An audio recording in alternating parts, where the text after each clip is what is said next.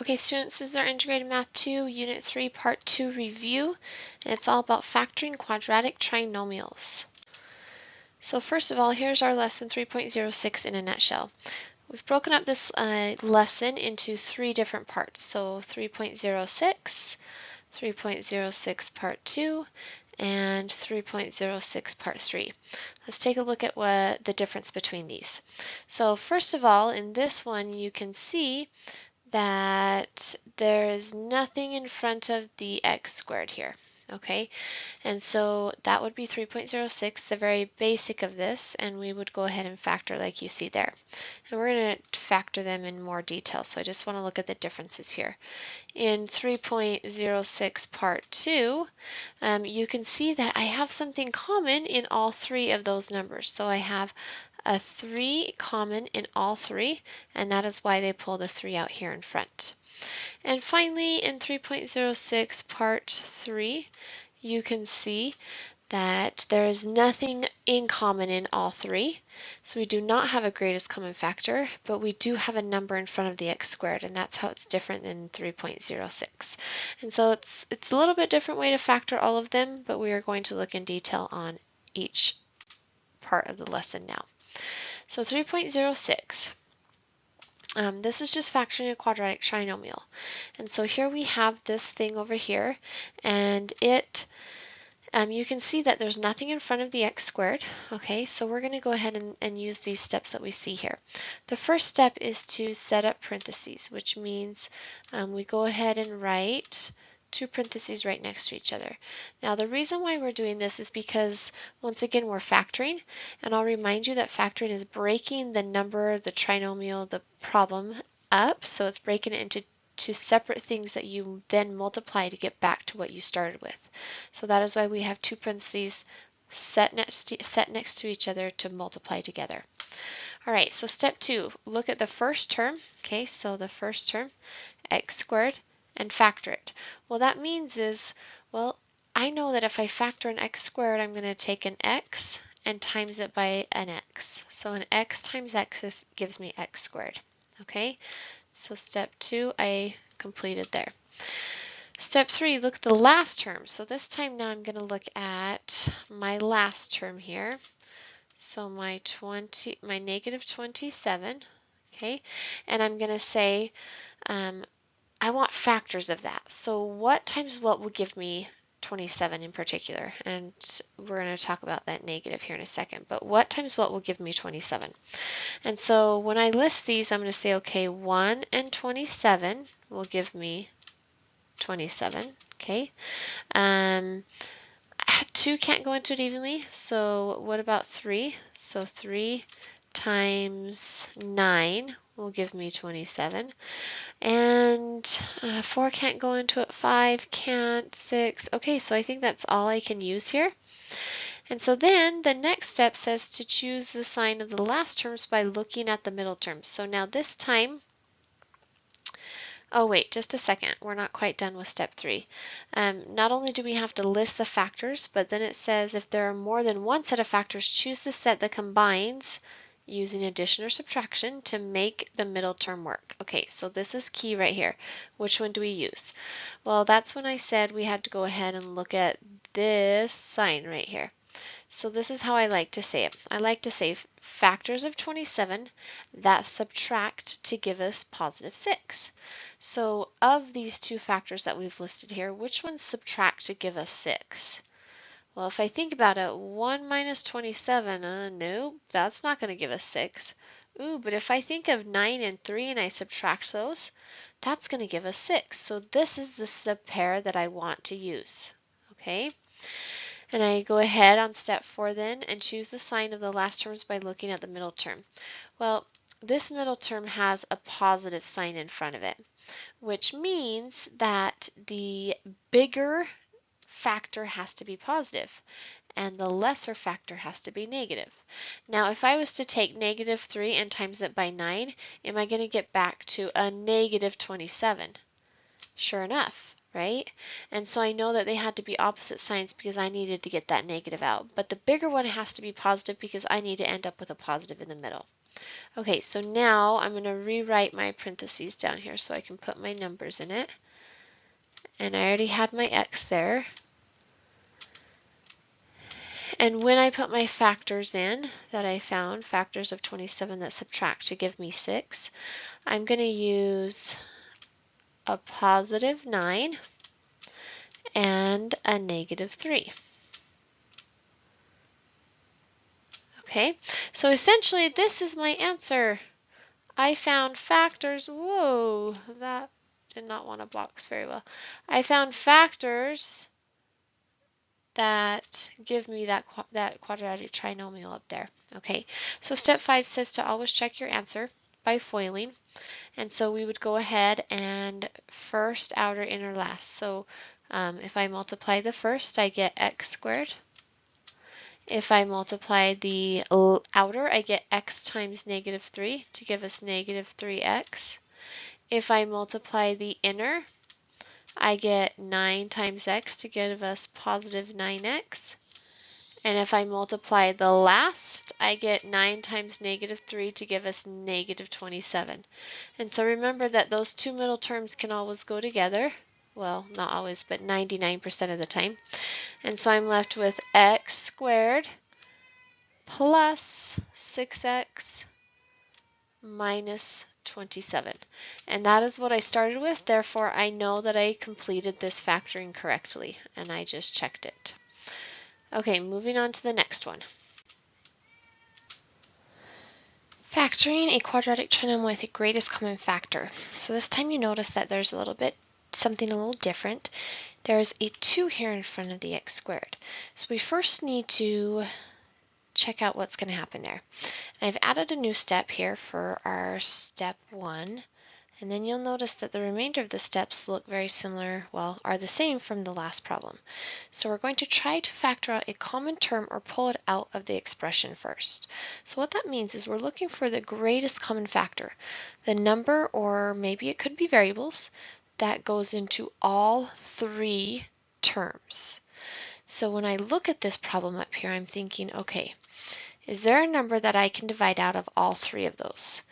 And when I look at the first one, I say, okay, there's a 2 there. Can I divide a 2 out of 22? Yes.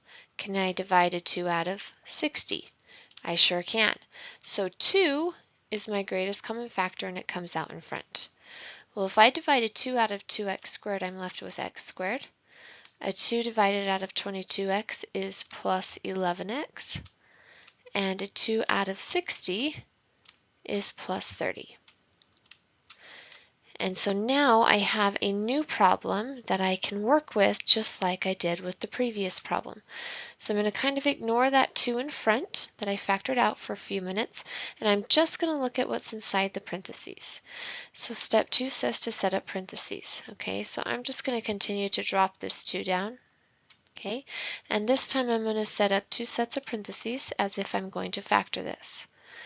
Step 3 says to look at the first term, my x squared, and factor it. So that means I put an x in each parentheses. Step 4, look at the last term and list its factors. So now I'm looking at 30, and I'm saying factors of 30. So I can think 1 times 30 gives me 30. I always start with 1 in the number. Sometimes you'll use it. I'm looking at 2 times 15. So 2 times 15 will give us 30. And the next one would be 3 times 10 to give us 30. And I think that's it, because 5 times 6, not quite it. 5 times 6 will give us 30. And so now I'm thinking, okay, this says to combine the one that adds or subtracts to get the middle term. So when I look up here in my original problem, I'm saying factors of 30, so right here. Okay, don't go all the way to the top because remember we factored out the 2. Factors of 30 that add to give me 11. Well, which one of those are factors of 30 that add to give 11? 1 and 3 don't, 2 and 15 do not, 3 and 10 do not, so it has to be my 5 and 6. And if I go 5 plus 6, that gives me 11. And so then I'm going to go ahead and continue to write this down. So 2, and then I'm going to write my parentheses again. And do you have to do every single one of these steps every time? You don't necessarily have to write them out. We could have continued to write it here, okay? But just for purposes of keeping them separate, let's continue on. So then I'm going to use 5 and 6, so I'll write 6 here and 5 here. And you see that in this problem right here, both of these are addition, and so that makes it easy on us because they'll both be addition here.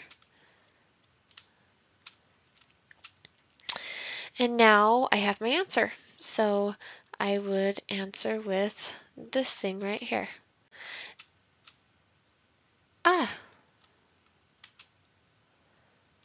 Okay, and it skipped to the next slide, and I can't go back for some reason. So the last thing would just be to check it. So we're good there. Okay, so this is part 3 of 3.06. And this time, these ones are probably the most difficult, and you're going to see why here in just a second, but we're going to factor by regrouping. And you already see that there are 7 steps up there, and it's already looking a little bit more complicated than the other question, okay? But I promise that if you go step by step and let your brain organize it step by step, that you will do just fine on these, okay? So let's go ahead and see why this one's different. If I look at this question right here, I notice that there's a number in front of the x squared. And in the last problem, there was also a number in front of the x squared. But guess what? It factored out. This one does not factor out. I do not have a 3 common in here, which means I cannot divide out a 3. I have one common here, but I can't divide it out of that middle term, so I can't divide it out, period. Okay, if it can't come out of all 3, it can't come out at all. So now my steps are this. Multiply the first number and the last number together. So 3 and 6. And so I'm going to take 3 and I'm going to times it by 6. And that's going to give me 18. Now, from there, I'm going to find all the factor pairs of that number, okay? So 1 times 18, that's a factor pair. 2 times 9, 3 times 6. We know that's 1 because we just used it. Oh, goodness, that's 6. Okay, 3 times 6. I think that's it. So now find the pair that combines to add or subtract to make the middle term. So kind of like what we did on the last question, but this time we're saying factors of 18 to add to give us 19. Well, the one that I can think of or see here is 1 times 18, right? So factors of 18 that add to give us 19, right? So I'm going to go ahead and use this one. Oh, I covered my 1. Okay, here. Now, instead though of just putting it in parentheses like we did in the previous couple problems, we're going to, right here on step 4, we're going to rewrite this so that we're putting those factors in place. So I'm just going to rewrite it by using 3x squared. And instead of putting plus 19x, this time I want to write it as plus 18x plus 1x. So what I did is I took the factor pairs that I found in the previous step and I rewrote them in place of 19x in the original problem.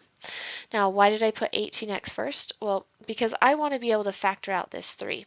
So you need to use, a lot of times my students say, well, the bigger number, Mrs. Guyman, it always ends up being the bigger number. And most of the time that's what it does end up being. But you're going to want to pick the one that factors out the common thing with the x squared, okay? And that's why I use the 18 first. And then I still want to put my plus 6 here. All right, so step 5 says to regroup the terms, 2 terms together, and the first 2 and the last 2. So what that means is I'm going to use parentheses up here to just group them like this.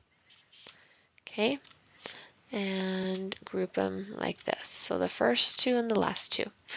And the reason why we do that, and that's this step right here, is so that we can factor out the greatest common factor of each group. So in the first group, I can see that I have a 3 and an x common.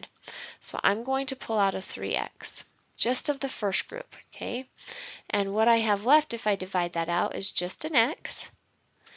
And what I have left with the 18 is plus 6, okay, because I factored out a 3x. Now, the next one, I can say that I have one common here, so I'm going to factor it out. And there's a reason why I'm doing that. You're saying, but there's nothing common, Mrs. Guyman. Why would you take out that one? Okay, because we kind of have to have it there to hold place value, and I'm going to show you why in a second. But I'm left with x plus 6. Now, what do you notice? Well, you notice that, at least I hope you notice, that these two are the same, because that's what needed to happen. So step 7 says to take the common factor, which is the group in the parentheses, and these must be the exact same binomial, okay, and write it in front. So we're going to write x plus 6. And then what we do with the rest goes in the other parentheses. So now, because remember, ultimately we're trying to get down to two factors, so two things multiplied by themselves, by each other. What's left in the first one is a 3x, okay? So that's on the outside. And here's my plus 1, and that's why I needed to put the 1 there, because I needed it to be able to hold place value, and that is a large 1. So there's my answer. I'm left with x plus 6 and 3x plus 1. And if we wanted to check to make sure we were correct, we would FOIL that back out, and it would need to end up with what we started up there at the top, 3x squared plus 19x plus 6. Okay, so that's probably the most difficult, factor by regrouping. 3.07 is all about finding the zeros of a polynomial. So what are the solutions or answers? Hint, the degree of the polynomial determines the number of answers. So when you're finding zeros, it's like you're finding the answers to this. What does x need to be, or what can x be for this to be true, okay? And so here are our steps. First step, get into ax squared plus bx plus c form. So in this problem, I don't see this form. I have my negative 36 on the right-handed side of the equal sign there, and I want it on the left-hand side. So to get it to the left-hand side, we have to do opposite operation, okay? And this all goes back to solving equations you learned, hopefully, a couple years ago. But when we add 36, that's the opposite of subtracting, we have to add it to the other side too. So I'm going to put it up here, just purposes of showing you what's going to happen. So this becomes 0. So now I'm going to be left with this stuff equal to 0, okay? And so what really happens is I can't combine that 36 with the x squared or the 12, because the x squared is x squared, obviously. It's x squareds, and the 12 has an x connected to it. So I'm just going to write it as plus, like we see here, 36. And then this whole thing equals 0. And that was our purpose. So you already are starting to see this idea of zeros here, okay? Step 2, factor the polynomial, use the ways from 3.06. So now I'm going to go back to what I did just in 3.06. I'm going to say factors of 36 that add to give me negative 12. And so when I think of that factors of 36, I'm thinking, okay, I can use 1 and 36, but those don't add to give me negative 12. I can use 2 and 13, but those don't add to give me negative 12. But what about 6 and 6? So I have an x in each one, and I have a 6 in each one, okay? And I can see that both of those have to be negative because, first of all, this sign right here is positive, and so when I multiply it, I have to get back out a positive. And I also know that this is a subtract sign or a negative, so I know that both of them have to be negative to be able to add to get to that negative 12. Okay. Step 3 says to set each factor equal to 0. So what that means is to take x minus 6 and literally equal it to 0. And we don't need the parentheses anymore. So I'll go ahead and write the next one, x minus 6, because that's the other factor, equals to 0. Now on this one, it worked out that both of them were the same thing. So it appears that we're only going to have one answer, but reality, it works on both 6s, okay? In another problem, it won't always work out that way, and maybe if I have time, I'll show you one of those. But to solve something that looks like this, we're going to do opposite operation again. So I'm trying to get x by itself. The opposite of subtracting 6 is to add 6. And so we add 6 here. And I'm left with, on the left-handed side of the screen, or equal sign, I shouldn't say screen, x equals 6 on the right-handed side. And so I see that that's my answer. And that's what you're doing. You're finding the zeros. You're finding what does x have to be to make this equation true. And that actually should have been down there. Okay?